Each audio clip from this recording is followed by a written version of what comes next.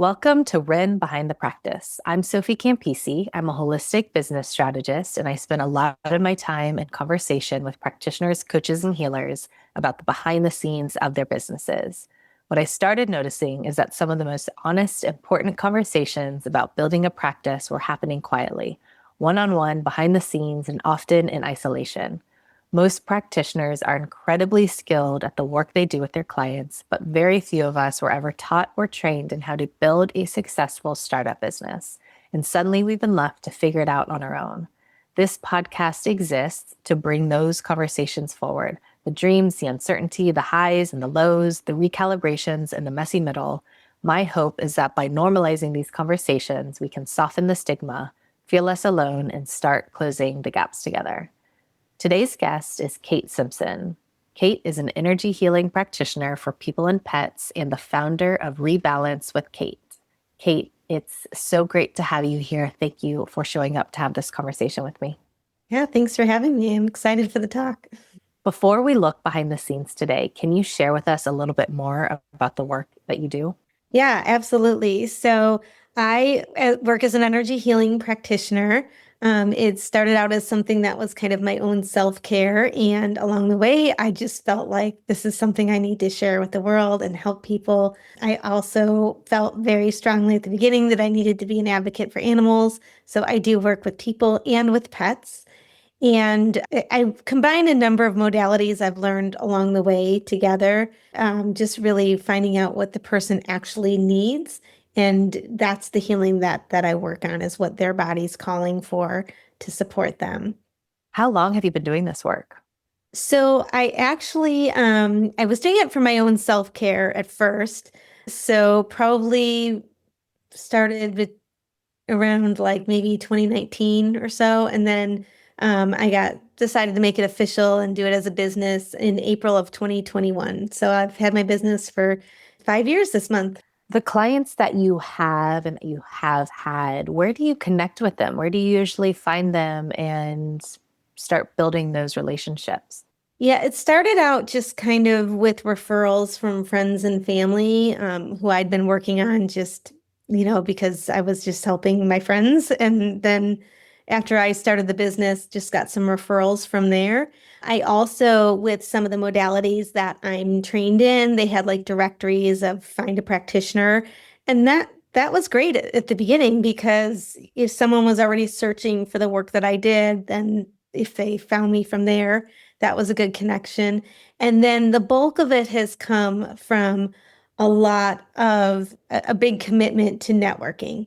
That's been the biggest thing. I've joined different networking groups and spent a lot of time choosing networking as my approach. Do people tend to come to you for pet stuff? Is that the thing that people tend to be most excited about, or do they come for also personal healing? Definitely personal healing for sure. I think the pet part is something that wakes people up and they're like, oh, you work on pets, but really I need help with this. And so I would say more of my work is with people. However, I've recently launched some new collaborations with animals. And so I'm seeing kind of more of that show up. But percentage wise, it's more people. A lot of times I'm working with people who feel stuck or held back and they're not really sure why. They're very, successful people. They're high functioning. They're getting through life. They're working hard, but they're feeling kind of stressed and anxious and overwhelmed, and they need that extra support. So that's where they find me. And I'm always just sharing that they're not stuck. They have stuck energy. And so that's kind of how I support them. When you look ahead to the next 6 to 12 months, what goals do you have for your work? Yeah, so setting goals is something that realistically has always been a challenge for me. And it's something that I never liked doing as far as my business goals. So for many years, I haven't really set them. This year, I really did clearly set a goal. And so it's really to serve 150 people this year. So that could be people or animals, either or, but I want to serve 150 clients this year. And so I set that goal in that way because I've never really liked setting number goals or financial goals. So the coming from that, setting the goal based on service just filled me a little bit more, and it's motivates me more to set it in that way. Is the main way that you're working with people one on one? For the most part, yeah. I do have a couple of situations where I do group healings as well, but primarily it's one-to-one. I really enjoy that personal connection. And so that's why I choose to stay more one-on-one. But I do have a couple of group experiences that I do incorporate from time to time. So, when it comes to that current chapter of serving, connecting with, doing healing work with 150 people, let's say in the next 12 months, 12 to 18 months, what do you feel like you're going to need to do to get there?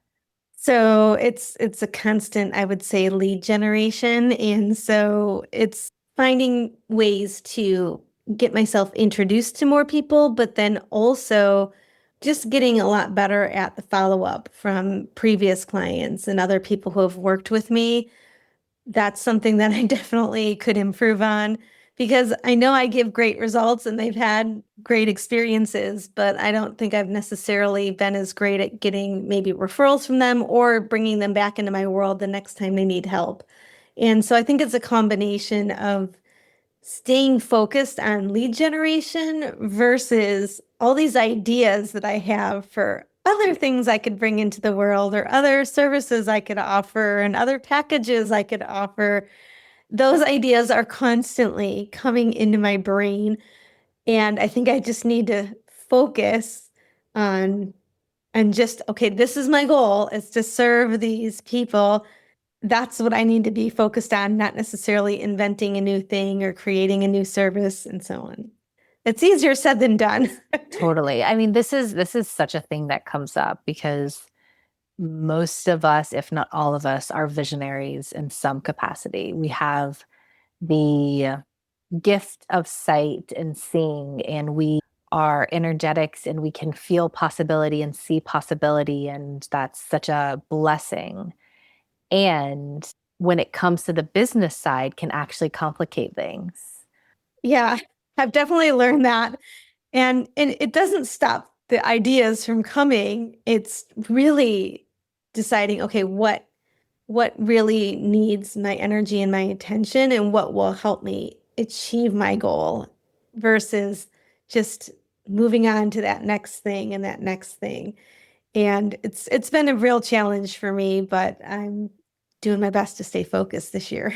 Totally. And I think I'm still, this, it is so hard. I'm still working on this so much. And I think that if it's not broken, don't fix it. I think there's a couple ways to look at it. And what you're saying, if you're getting clients and you have great results and nurture that for sure. There's such beauty and power to nurturing it. And I think sometimes when I did this for so many years, and I see this with so many people, when we start thinking about all the next things, sometimes it can happen when we're not getting the traction that we're hoping for. And we think, oh, I just need to try this other thing.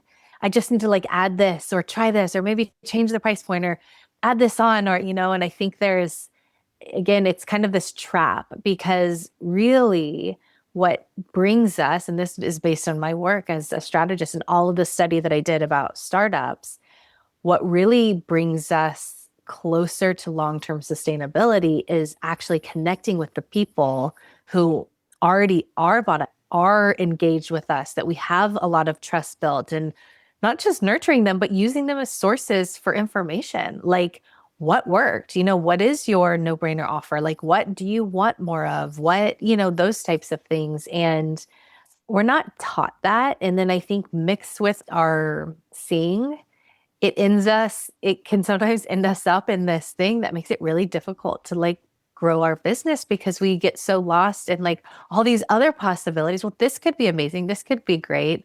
When really sometimes it can bring us further from getting traction. Yeah.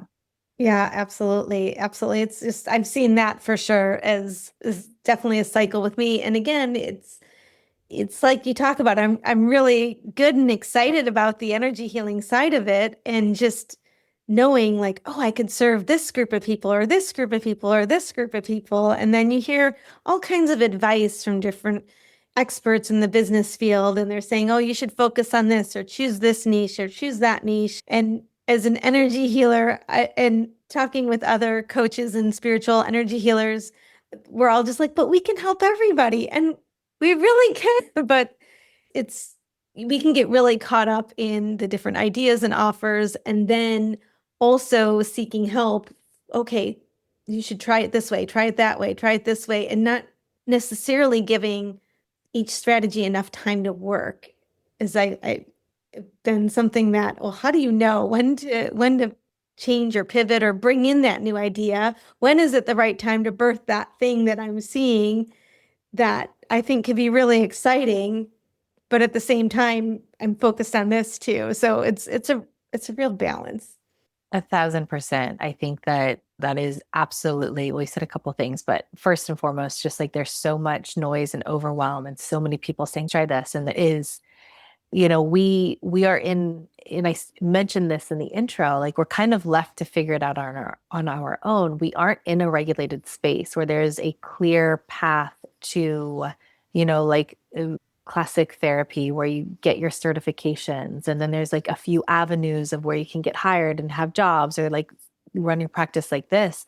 We're kind of in the wild, wild west, which is why, because I was a practitioner for 10 years trying to figure this out, which is why I became an expert in startup, because I was trying to like figure out like, what, how do I make sense of this? And my background, I have a business master's and I have a law degree and I'm very business savvy, but I still couldn't, it was just so overwhelming. And I constantly felt like I was wearing a blindfold. And I was like, there has to be more to this. Like, what's going on? It does kind of feel like the wild, wild west. And I'm surrounded by people who are devoted to service.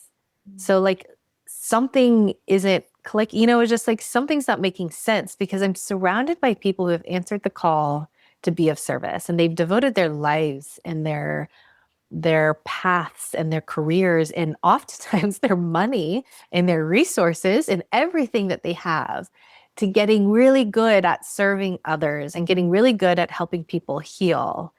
But the business side, like we're all floundering. There is such confusion and what, like it's not, these aren't normal businesses. And you and I talked about this a little bit already. These aren't normal businesses. And so I was just like, I have to figure out more about what's going on here because all of these people are meant to be doing what they're doing. It's not just another random business. These aren't people that are just dead set on being entrepreneurs. Like, I'm going to find the thing that works as an entrepreneur. Like, there are those people out there in the world that are going to try ideas until they can like get a business to work. And they don't really care about what the business is because they love entrepreneurship. Well, here we are, this whole pocket of people that are, the why is, it's an expression of who we be, and it's an expression of our soul. Like, that's never going away, but the business part we need to figure out. And anyway, yeah, so that's why I did the deep dive and found out about the startup, because I was like, this feels like the wild, wild west. Like, what's going on here? Why can't we figure out these businesses? And there's so many people. I hired so many people. There are so many people saying, do this, try this. And it was like we all were getting whiplash. And I'm like, what are we supposed to do? Like, it can't be this difficult because we all need to be of service. And if it's this difficult, then how are we going to actually connect with the people? It's so true because there's so many people that need what we have and they're looking for answers. And it seems like back when I got certified and I was starting my business, I was like, well, this will just be easy because so many people need what I have to offer. But trying to put into words and communicate in a way that gets that person who's searching to find me and say, yes, I want to work with you was it's like, oh, I just initially expected, oh, I'll just get certified, I will start, and there will be people I will be serving. And in reality, there are just hundreds of thousands of people that need what we have, and they either don't know it or they don't know who or how to connect with because they didn't grow up experiencing energy healing or spirituality or whatever. And in reality, there's things that we can do to help them, but they grew up in this world of just there's one way and it's go to the doctor or whatever. And yet we can support them where they're not getting those answers, but it's communicating that to an audience that may or may not know that we exist and how impactful we can be for them. And so it's been a crazy journey because and it still is because Yeah. it's we have the answer, we have a way to support you and help you, and it's really just sometimes people are just either not problem aware or they don't know how to look for us as an answer. Totally. And that would be solution aware, right? So like Yeah. that's what it comes down to of the problem we know we can all validate the problem, which is, and again, this is why I ended up studying and becoming an expert with startups, because that's why I was like, okay, what's going on like with a startup? Because one of the biggest problems and the biggest breakdowns for me is that I would hire coaches, business coaches, or consultants. So they were treating me like a small business owner and guiding me to growth tactics that didn't work. I didn't have the language for this at the time, but this is what was happening is they were treating me like I had already, had product market fit. Like I already knew who my people were and the problem I solved and how to talk about it. And then here, try this growth strategy and try this and do this and it's going to work. It's going to work. And it never worked. It wasn't until I kept being like, what am I missing? And I stumbled upon by way of these magical ways that we stumble upon things when we, are doing the work that we do, actual startups. And I studied it in the tech startup world where it's like, what is the process actually for a startup, which is so different from a small business owner. And people aren't talking about this as much, where most of us in this world think that we're small business owners, even if we don't have the language for that. And people treat us like we're small business owners when really we're actually startup entrepreneurs and we're startup founders. And so, like, some distinctions and context there, like a classic small business would be someone starting another gas station or starting a hair salon or starting a grocery store. Like these are businesses that are validated and proven over and over and over again. There's millions of them, and there's going to be more open tomorrow with a little bit of research to make sure that you're like nailing the right pocket. Let's say you can essentially start one of these businesses overnight versus startup where there's not a clear, right? The market isn't necessarily clear for the pocket of people that we are here to help. And it's going back to what you said. So the match between our gifts and the people that we're here to help and like all of the magic that creates what the business term product market fit, I call it offer market match. Like we have to find that sweet spot. And there's this whole startup phase to finding that, and people aren't really talking about it. And what you said is like, yeah, all of these things about understanding, like, yes, we know the problems there. We can all validate that there's more suffering going on than ever. But what about how do we connect our gifts and our brilliance to the suffering? That, That's the magic question here. That is, I think that's what all of us are. Well, I can say all of us are struggling with, but I know I've struggled with it. I still struggle with it. I wish I didn't after 5 years, but I absolutely still do. And there's times where it just clicks, but I can't say that I'm always aware of why did that work so well? Why did that connection happen so well? And I'm like, okay, well, the universe just brought us together, but I'm sure there's a very specific strategy that I've missed or didn't understand and don't know how to duplicate. And if I can just duplicate that, because I see that's how like traditional business would work, but I never even viewed myself as a startup. I'm just starting, I'm just doing this. That's the language I use. I'm just starting an energy healing practice, but I didn't ever consider it like that.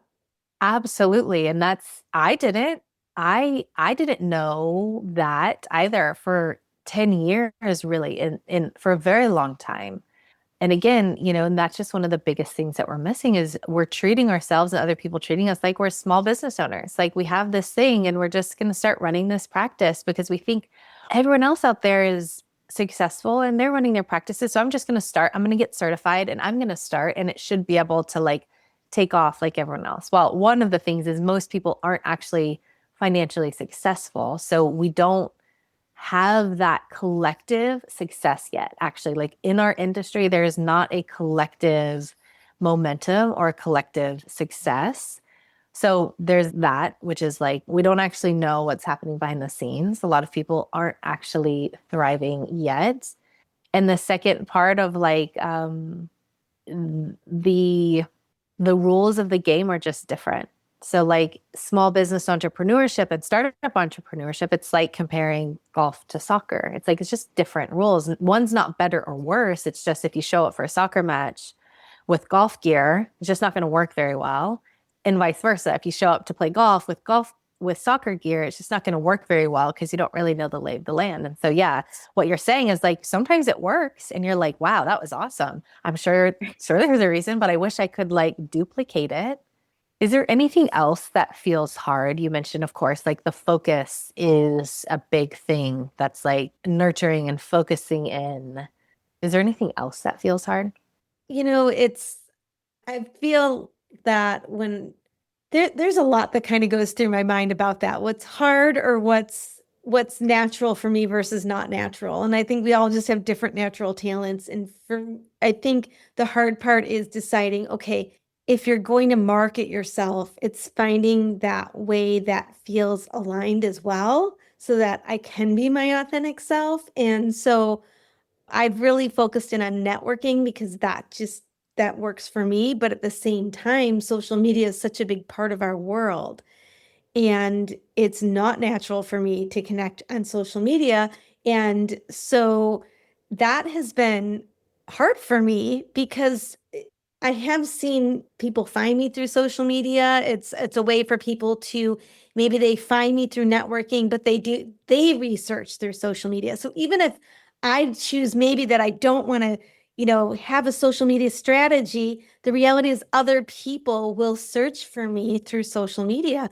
And so it's I know it's just a tactic, but at the same time, it's really challenging to feel like you have to be forced to present yourself in a way that's not natural for you and comfortable. And so that's been something that I found as a challenge for visibility. And I'm very comfortable talking in front of groups. I'm very comfortable teaching and demonstrating what I do. But for some reason, I found that as a challenging part of my business that it feels like a really important part, and in trying to find those right clients through social media, or just have the right image on social media that's authentic to me, but that also would speak to my clients. So that's been a real challenge for me. And I don't know if that is for other people, but it's definitely where Yes, I'm almost at. almost every single person that I talk to, and I talk to a lot of people. Social media comes up over and over and over and over and Right. over and Yeah. over again. And I think a lot of what you're saying is part of it, but fundamentally one of the things is solopreneurship and wearing all the hats of like where is all of the time that when all we really want to be doing, not just that, but what the core of our business is to be with people and be in time and in connection and doing the work that we're doing. Having a one man show, sometimes we get VAs and that, but I would say simply one of the things that we're butting up against, and I am 1000% with, starting this podcast. It's going great. I'm having so much connection and conversations, but it has completely drowned my workflow. And I'm just rolling with it for a little bit because I'm like, let's just go for a couple months. But Yeah. everything else basically in my business is stalled. Like you said, social media, I haven't posted on social media in forever and all these things.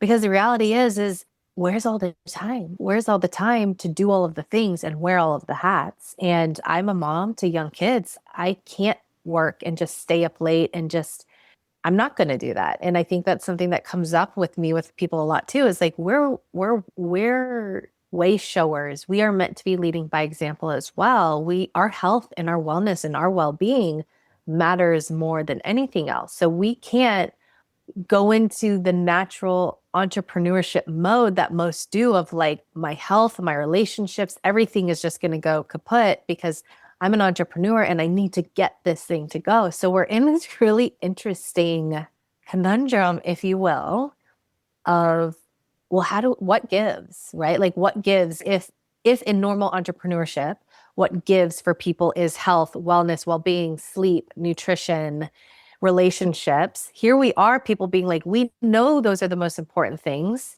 but how do I do it all?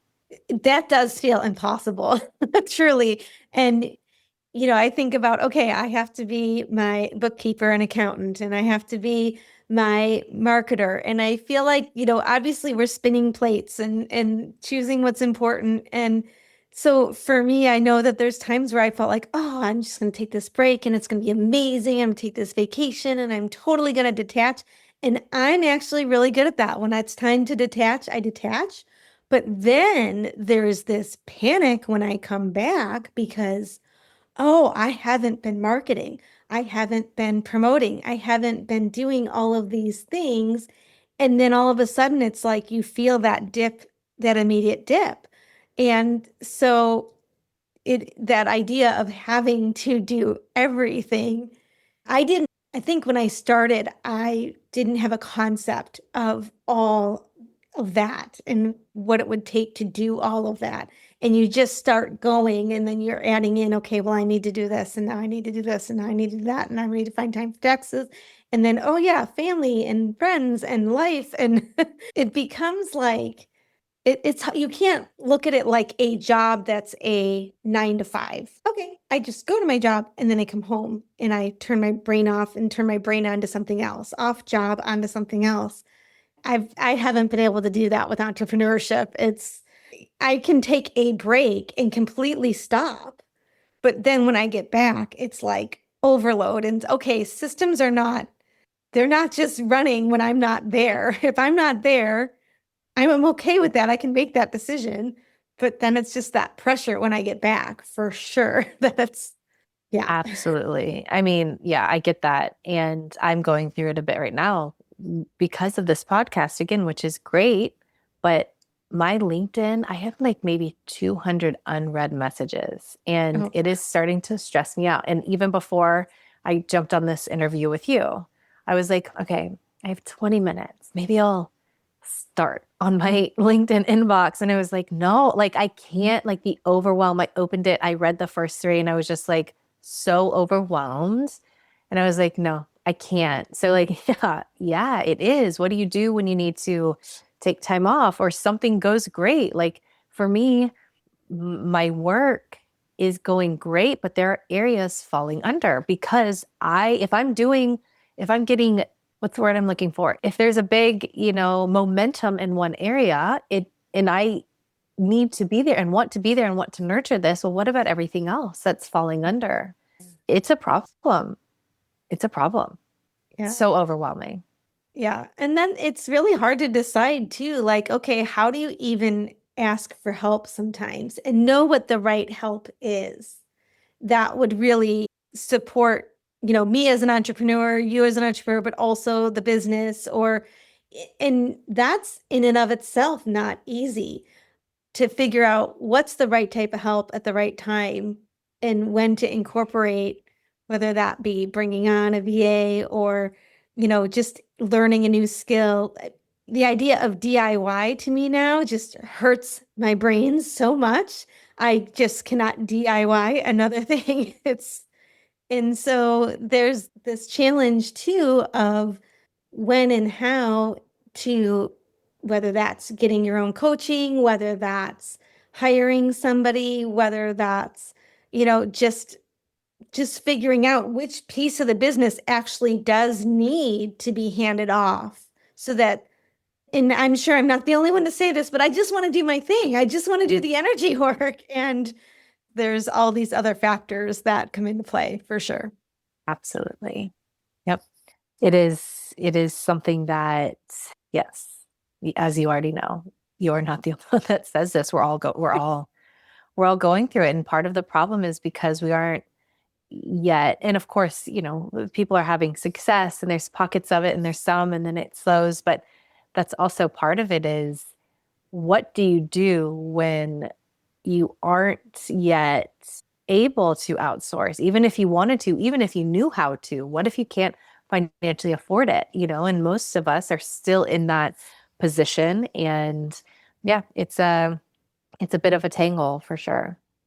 If it doesn't happen, if you're not able to get your work to the next place of whether it's flow. I mean, you have your goal of 150 people, but also we talked a lot about just the simple overwhelm of, okay, well, what if it does grow and then it's just so overwhelming and we can't deal with that? What's the cost? What's the cost to you? What's the cost to others? What's the cost to the world if you're not able to find, whether it's just consistent client flow or something that allows your business to be more easy. And I say easy as in ease, right? Like the grace and ease of being able to be in harmony with a business, like a well-oiled machine, something that works. And it's usually very simple and clear, and it's aligned with our nervous systems, and it's not overwhelming.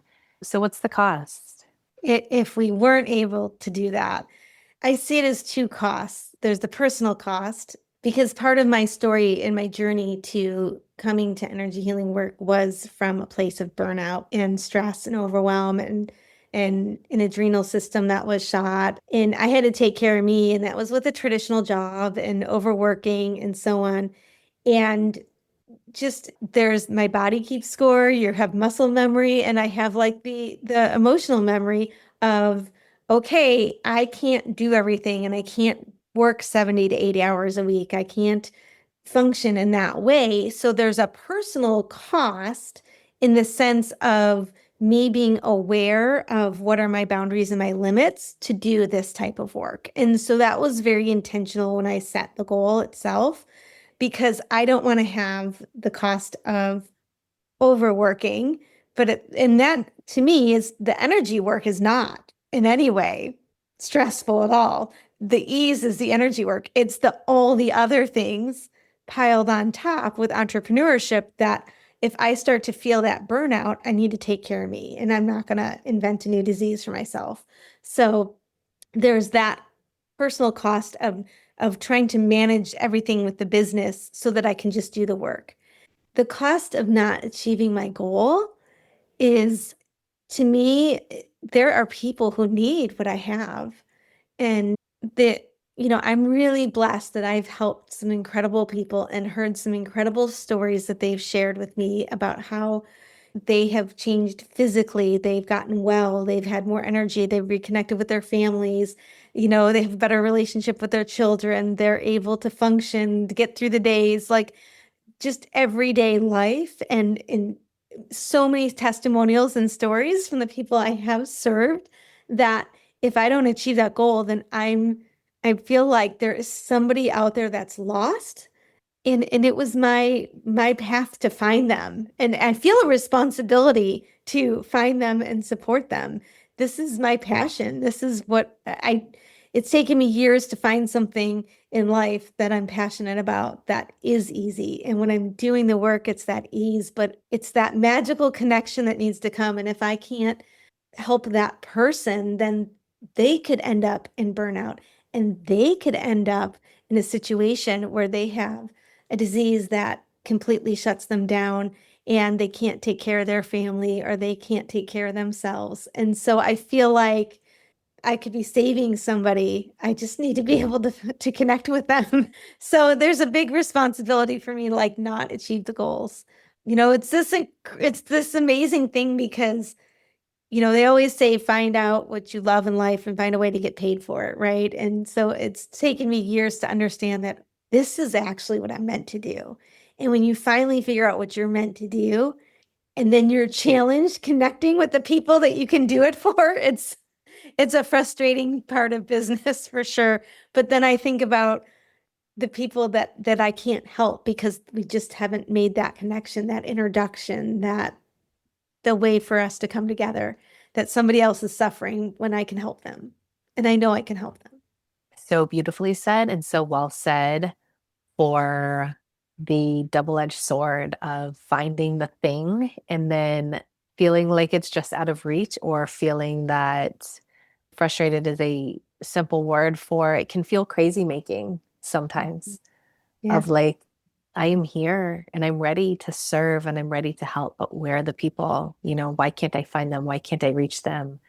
Yeah, I get that. So, and yeah, it's huge, the cost. The Yeah. cost is huge. And so thank you. Thank you for sharing that. And thank you for everything that you've done to be here, for your path, for following it, for ultimately, answering the call to be of service, to serve others. It's not an easy path. I know that it hasn't been easy for you to get where you are. I know it's not easy also doing this thing of being a mission driven, heart led service provider and a solopreneur and a startup founder trying to find product market fit and trying to figure it all out. It's not easy. So thank you for doing it. And thank you for having this conversation with me and sharing about it openly for everyone else that's listening that it's going to support and help. So thank you. Yeah, this has been an honor to be able to just bring it out and talk about it. I think there's a lot of people that just struggle with a lot of the same things, but they just are burying it or they're struggling in silence. And it's like, hey, it's just plain not easy sometimes, but it's so worth it when we do make those connections and we're able to just share our gifts. Yeah. Yeah, absolutely. So, Kate, thank you again. And for those of you who are listening, if any part of this resonated, you're in the right place. Please reach out. I want to hear from you. And if you want to reach Kate directly, the link to her link tree for Rebalance with Kate is in the show notes. Thank you again, Kate, and to everyone else. Thank you for listening, and we'll see you for the next episode of Ren Behind the Practice.